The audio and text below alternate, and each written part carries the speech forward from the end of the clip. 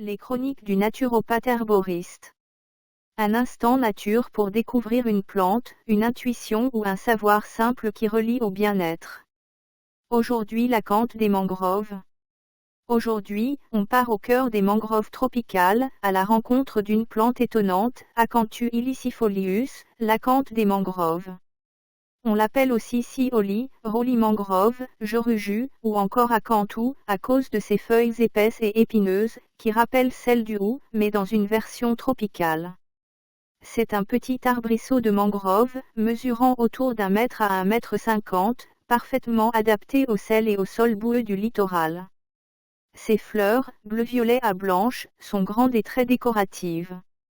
Mais au-delà de son aspect, c'est une plante médicinale importante dans toute l'Asie du Sud. Il ne faut pas la confondre avec Acanthus ebracteatus, une espèce proche mais un peu moins utilisée. Acanthus ilicifolius, elle, est reconnue pour ses actions sur la respiration, le foie, les inflammations, les douleurs articulaires, le diabète léger et même certaines infections urinaires. Son profil chimique est riche, flavonoïdes comme l'apigénine et la lutéoline, triterpènes, polyphénols, acide phénolique, mais aussi polysaccharides sulfatés, typiques des plantes maritimes. Ces composants lui donnent une action anti-inflammatoire, antioxydante, hépatoprotectrice et respiratoire.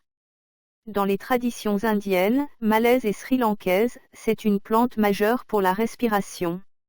Elle aide à dégager la poitrine, apaise la toux chronique, soutient les encombrements et même l'asthme léger.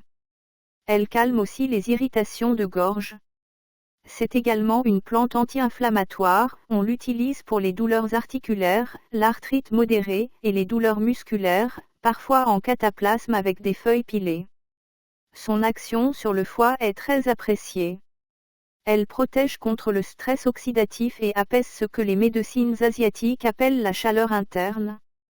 C'est une plante de détox douce, idéale pour soutenir le foie irrité ou fatigué. Au niveau métabolique, elle réduit légèrement la glycémie et améliore la tolérance au glucose. Elle est souvent utilisée dans les traditions indiennes pour le diabète léger.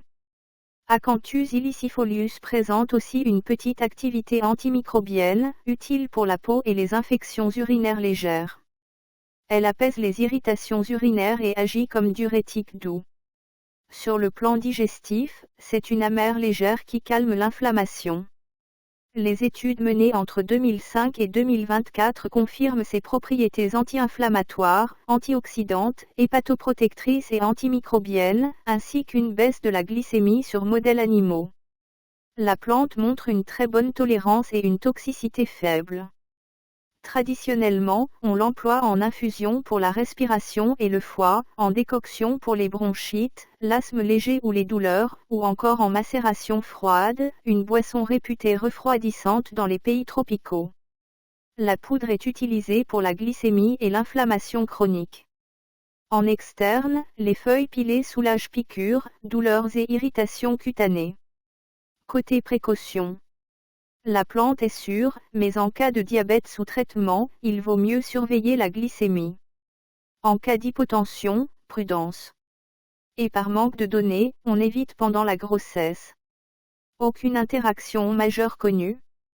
Plante sacrée des littoraux, Acanthus ilicifolius est une alliée du souffle, du foie et de l'équilibre interne.